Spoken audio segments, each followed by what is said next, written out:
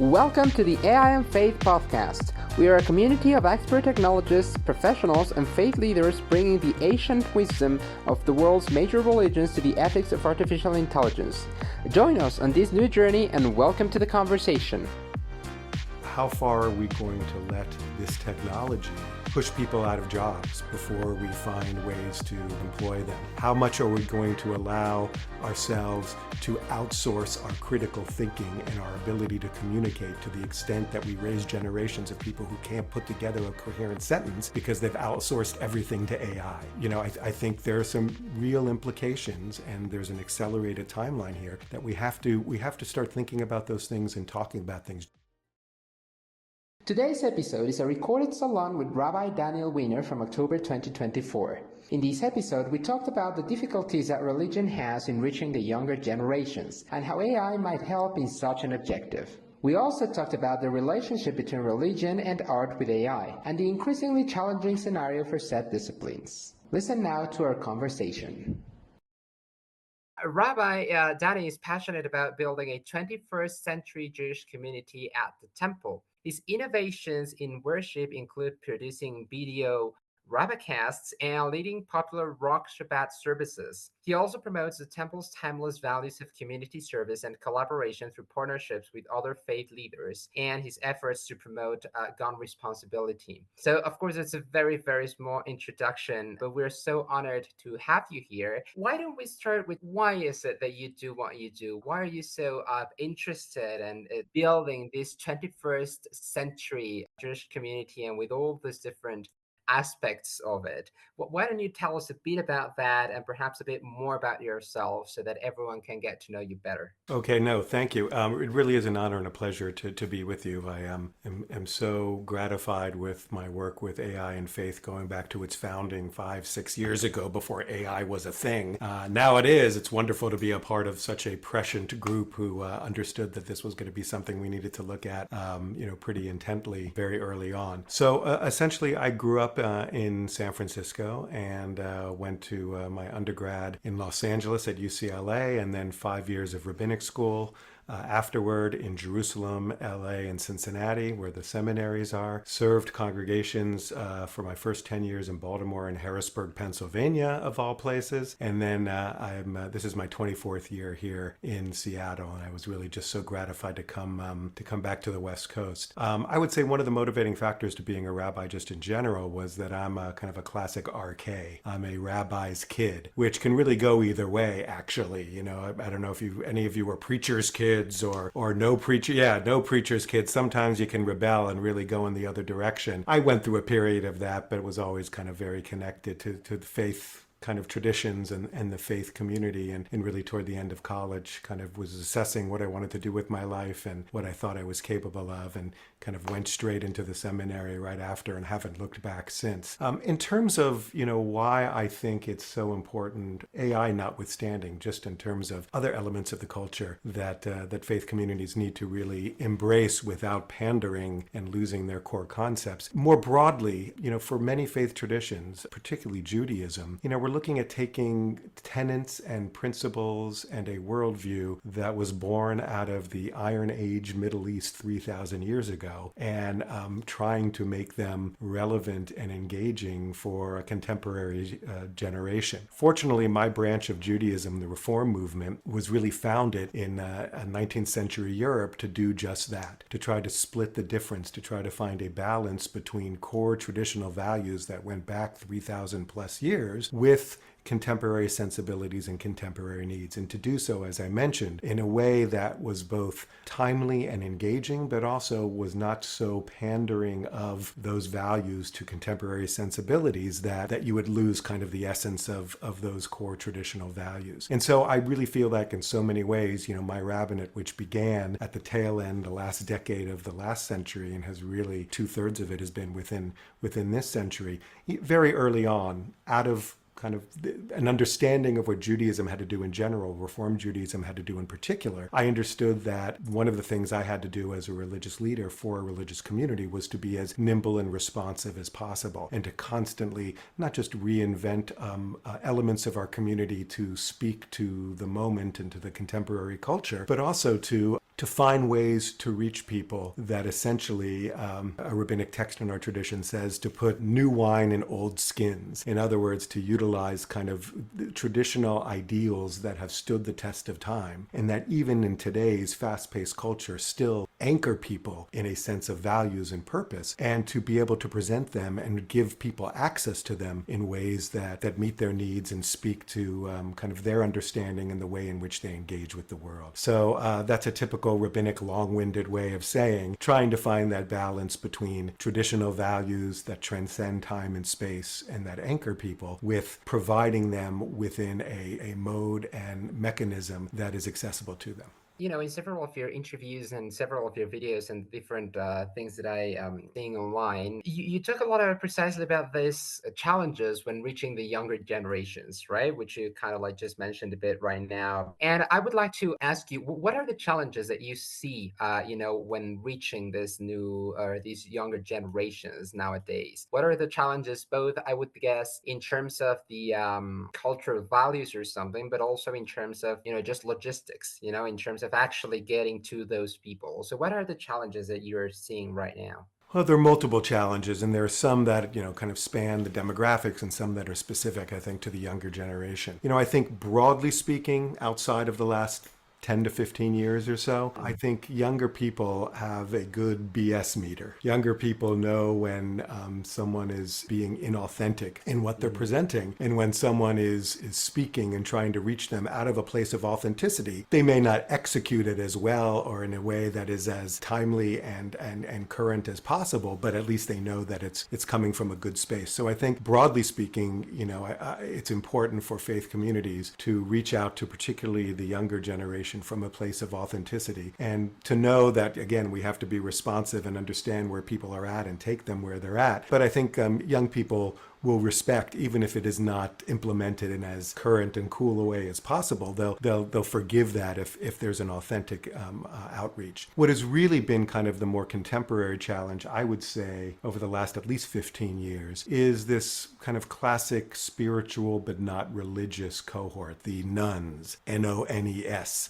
which have been kind of well documented of late. But quite frankly, it's a phenomenon of particularly younger people who feel broadly, almost amorphously spiritual, but not religious in the sense of ascribing to classic structured religious institutions or structured traditions. That's something that's really was, in many ways, born out of the Pacific Northwest and maybe Vermont or something, although I'm less familiar with the East Coast. We've been really contending with this for 15 or 20 years. The rest of the country has kind of been dealing with this over the last 5 to 7 years. And so in many ways, I feel like religious faith leaders in the Pacific Northwest in particular are acutely attuned and have already been responding to spiritual but not religious 2.0, 3.0 for, the better part of 2 decades. And so I think we've kind of been through so many cycles of how to reach these folks that I think we are kind of, better equipped, both in terms of the mechanics of a logistical approach. And again, coming out of the Pacific Northwest, which is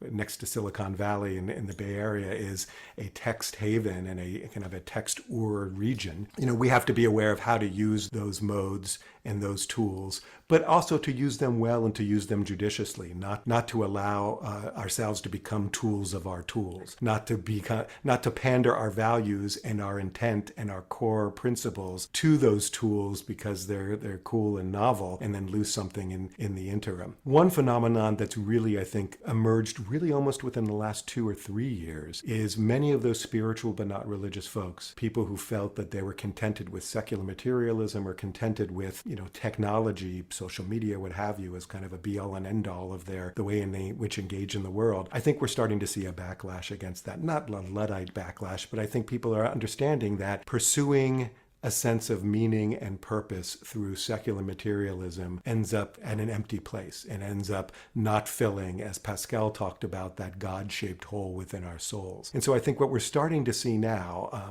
we're not quite there yet, maybe I'm over describing it, but I really think we're starting to see almost a mini religious revival going on within our culture. And I think, we're going to have to hit kind of a bottom dark place. And I think the current culture and election and everything else is channeling us there pretty quickly. But I think in the next few years, people are going to be looking to traditional values and faith communities that they might have dismissed or been complacent about in recent years, and are going to return to those values and look for meaning and solace in those values. And I think we as faith communities need to be prepared again to meet them where they are, to strike that balance between these transcendent values that have anchored humanity for thousands of years and that need for a transcendent kind of connection that I think we evolved to have cultivated within us. But we're going to have to do so using the best tools at our disposal, but most importantly to use them judiciously, especially when it comes to AI. People have, there's been so much about Terminator, Skynet,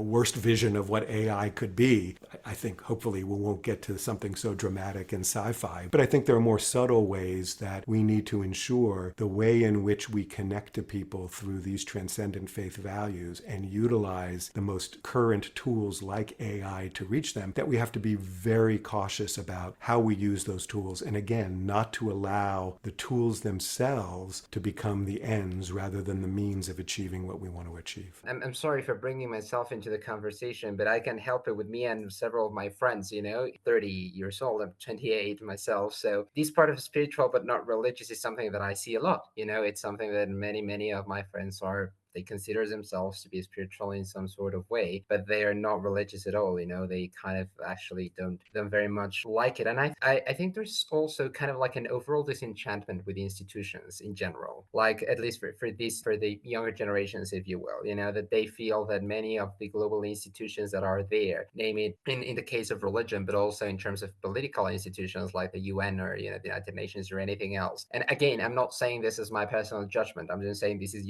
what the usual conversations I have with my friends. There's kind of like this general feeling, if you will, that many of these global institutions have failed to address the issues for this younger generation, right? Like it's like, well, you kind of like left us with the global warming and you kind of left us with a bunch of words. And so you're asking me to go back to these kind of like more structured way of in terms of the religions and in overall institutions and all of that. So what we're just sharing with us, I think it's part of also of a much larger phenomenon that's occurring, with institutions of all different kinds. Do you think there's something that in order to perhaps bring these people from this spiritual or just a spiritual position to also more religious position, do you think there's something special about these different religions and the different faith communities that perhaps other institutions, political institutions don't have? Like, is there something through which you can bring these people to these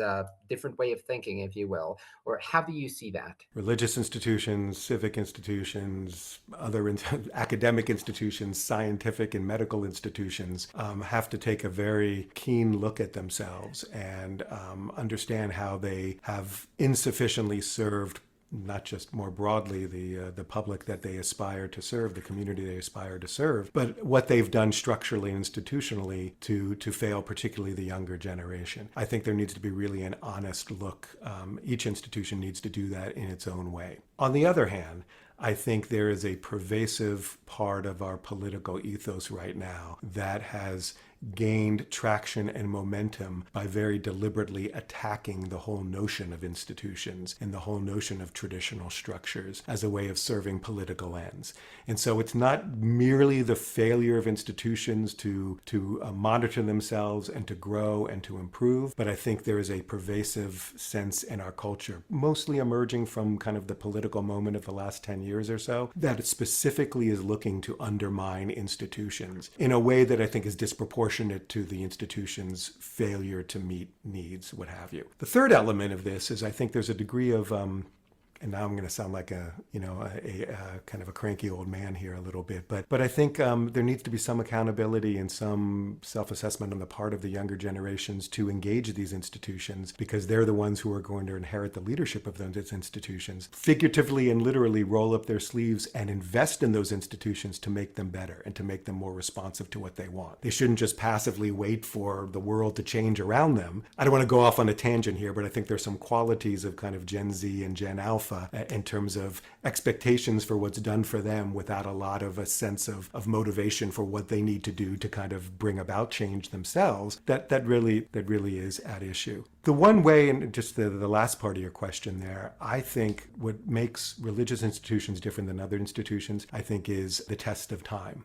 Religious scriptures, religious values, the need to engage in a spiritual way that connects people transcendently to something beyond themselves, within a community, within the world, within, I don't know, supernatural ideals or whatever, supernatural kind of conceptions. That's something that has been a part of human history for a long time. And not only has it survived the Enlightenment, but I think in many ways it has established itself as being on par with the Enlightenment. And that whole idea of science religion being in kind of contradistinction is really the product of, kind of early modern Catholic Church versus Galileo kind of vibe. And it really is, I think, a false conflict. Really, as Stephen Jay Gould talked about, religion and faith and science, the Enlightenment and religious traditions are really two different magisteria and really provide, I think, a much more holistic way of understanding reality and truth if all of us have the humility to utilize the mechanisms of science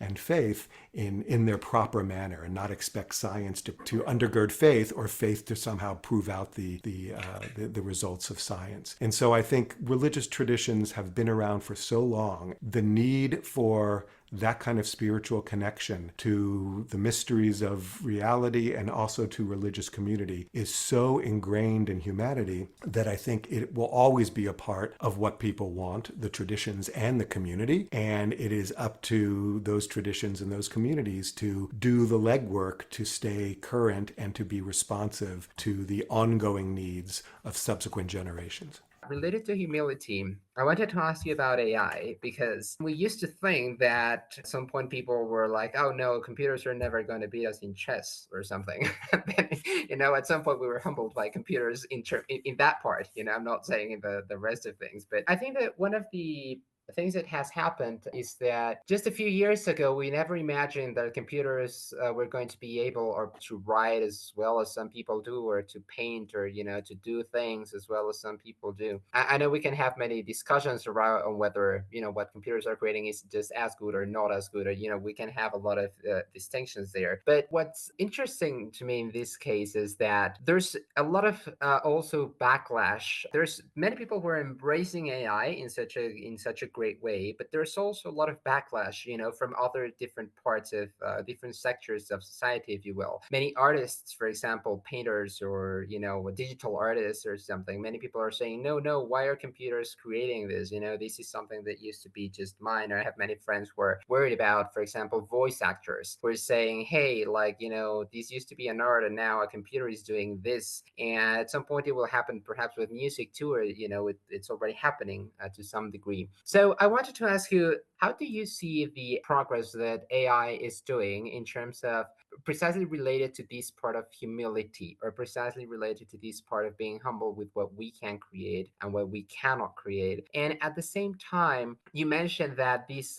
religions have survived the test of time, and this need of a spiritual connection is part of humanity. What do you think about these progress that AI is making and how it relates to us and to our ways of thinking in those terms, in religious terms?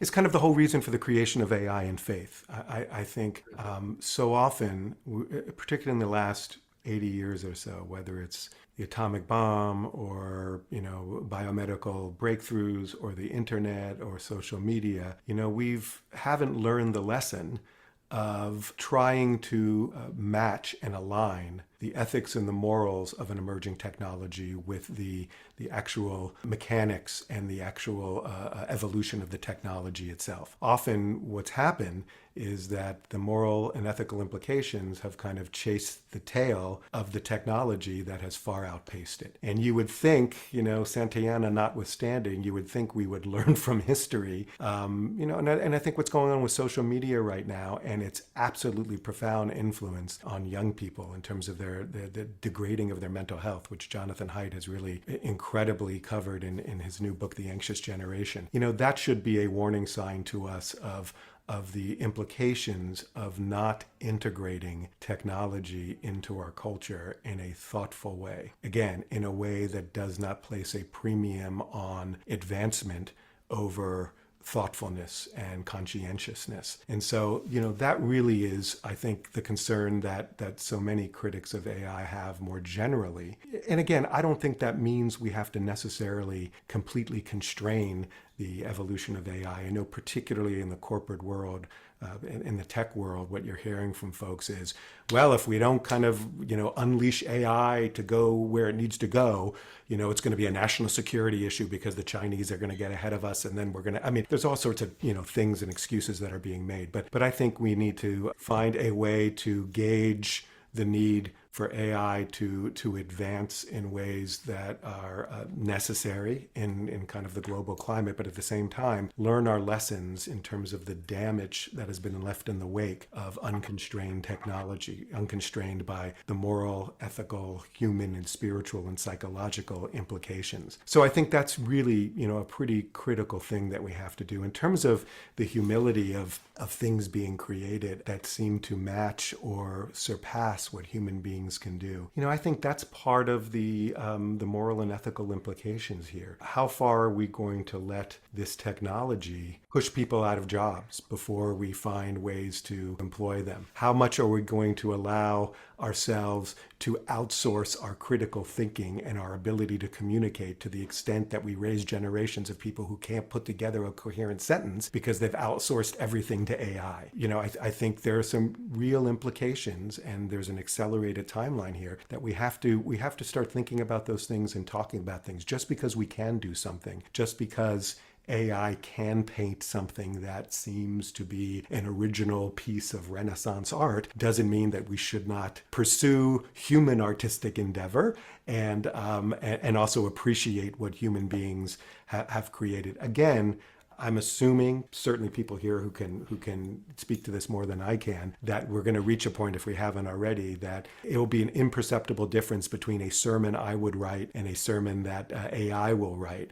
I'd like to think that I will be more creative, and that AI is just is taking kind of trite homiletical phrases from other people, and that I can really do something that kind of is markedly different. Who knows how much longer that will last? I think what we'll have to do is make space for human endeavor and put a premium on human endeavor in terms of kind of a hierarchy. Human endeavor should always be the highest level of that hierarchy, and whatever AI can produce should hopefully be a means toward greater efficiency, greater creativity, greater flowering of human potential. In the same way that labor technologies were supposed to free us, the Industrial Revolution were supposed to free us from the mundane tasks of feeding ourselves so that we could all become, Platonic philosophers or whatever. That notion of utilizing AI in a way that does not come at the cost of negating human inspiration, incentive, and aspiration is something we have to be really conscious of.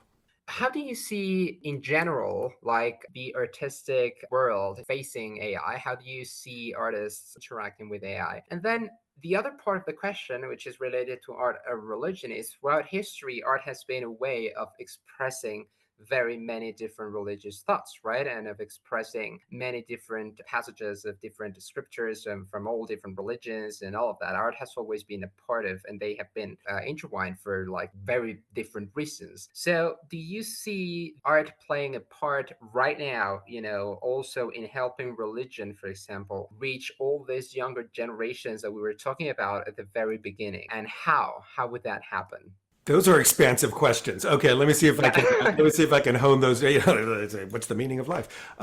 So the first part of your question, I think some of it is the generational waters that we swim in. So what do I mean by that? People who have come of age prior to the advent of all of this stuff understand and appreciate the value of it kind of inherently, and have seen, we're in the before times and then the after times, and I think inherently understand and appreciate that there's something unique and inherently valuable about the human experience, human interactions, and things that humans produce. The analogy would be young people who have grown up only in the kind of social media era have defaulted in so many ways to feeling that it is sufficient to connect through social media rather than through face-to-face interactions, rather than aspiring to really go out and be a part of multiple communities. They feel that sense of virtual community is sufficient. Now, I think that's starting to wane, and there's a backlash to that, and we're understanding the damage that that's done. So I think part of the problem is I'm curious as to, the generation that grows up with an AI that can produce things that are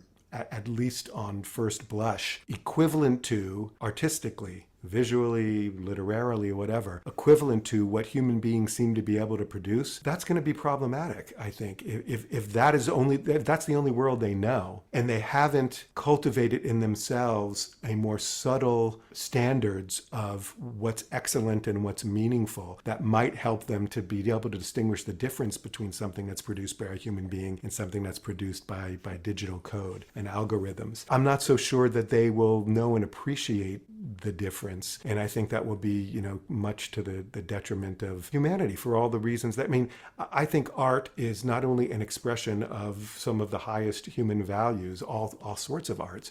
It's something that feeds the soul in a unique way. And I think deep down, we will be able to discern the difference between that which is produced by computers and that which is produced by humanity. And I think the only way for us to preserve that, particularly for a generation that grows up in the waters of really not knowing the difference because they've had both, I think we need to create guardrails or standards or boundaries that establish the integrity of what is unique and special about what's produced by human beings and what's unique and needed by what's produced by computers. And I think, maybe, the whole kind of vintage kind of mentality, the idea is you can go buy boxed wine that's produced by a factory somewhere, or you can go to Napa Valley where they produce, 300 cases a year and you feel like you're doing something special. Maybe that's what it's going to devolve down to, is that there'll be something, really uniquely wonderful and precious and rare and special about things produced by human beings. And then there's the dreck that computers can produce that seems to be everywhere. But the real other implication, I know you weren't asking about this, but the thing that I think we're all worried about and we're already starting to see is AI used for misinformation. Even those of us who should know better can be easily swayed by AI-produced political ads or AI-produced propaganda. Where I really become fearful of the next generation that grows up in those waters and hasn't lived in the before times is their growing inability and insensitivity to knowing the difference. I think that what I've been seeing also in terms of this misinformation and the younger generation is that these social media and many other platforms have become giant echo chambers, right? So in the end, you end up agreeing, like being parts of everyone who also agrees with you, and it's part of your world, and these deep fakes or fake news or anything else. So the spread of all this sort of information is certainly something to be worried about. And then we also have and I don't know, it just amplifies, I think, everything in a manner that was not amplified before, right?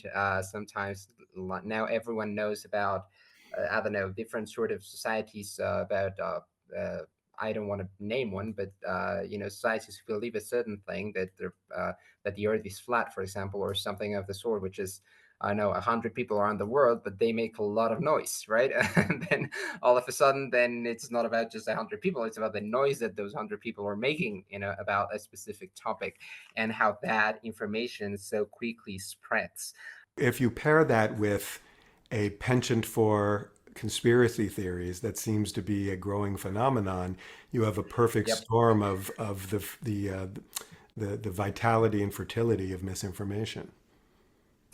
Yeah, no, 100%. I think it's certainly quite it's very worrying, and I can say that I myself who do we do a lot of AI, and I was fooled by that photo of the Pope that came about a few months ago, and that I suddenly I read in the Guardian like it's fake, and I was like, oh my God. And then I took a closer look at it, and yes, of course it was fake, but I did not I did not see that at first. I just took a look at the photo and I was like, cool. And but then later on, I realized it was something fake.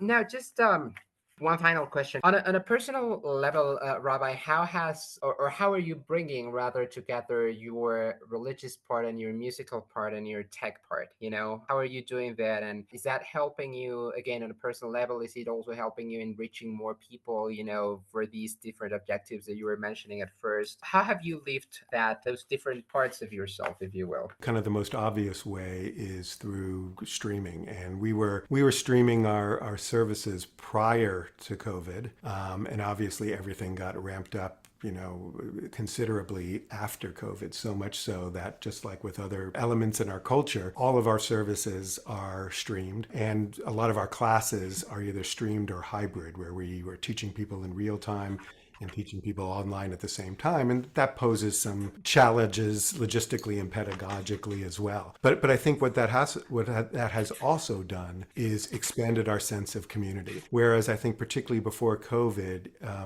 the real in-person community, embodied community was that was the gold standard, and then the virtual community was almost an afterthought. I think now we really look at this as co-equal experiences and co-equal populations that we need to connect to. Now, obviously, in real time, in real space, it's much easier to feel that connection, and we encourage people to come in person, even though I think out of convenience and traffic on a Friday night when we have services, sometimes their intention is to come, but it's easier to sit back on their couch and drink a glass of wine in their pajamas and watch the service. And I get that, and I'm hoping that they find a way to do both in their lives, that they don't just act out of passive convenience. But I think it really has transformed our understanding of community, and community in terms of teaching, and community in terms of worship. And the last thing I'll say is specifically when it comes to kind of Jewish texts. Jewish texts are voluminous, especially, I'm not just talking about the biblical texts, but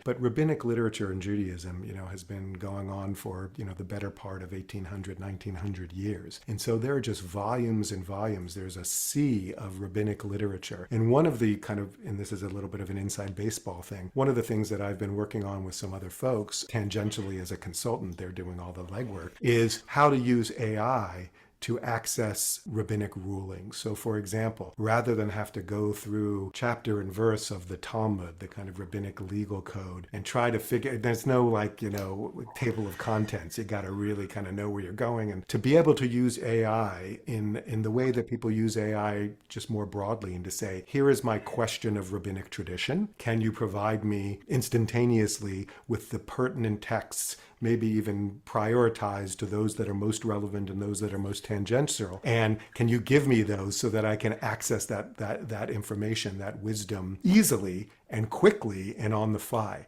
And I think AI is already starting to do that. And I'm looking forward to the ways in which that will be even more refined and fine-tuned down the road, because I think that will make the volumes of the sea of rabbinic literature that to a lot of Jews who don't necessarily know Hebrew and are familiar with how to access rabbinic literature and therefore are completely kind of barred from it, it will give them universal, almost unqualified access to the wealth of our tradition in a way that will make it much more a present part of their lives. Thank you, Rabbi. It's been an honor having you, and see you soon. Thank you so much. Take care.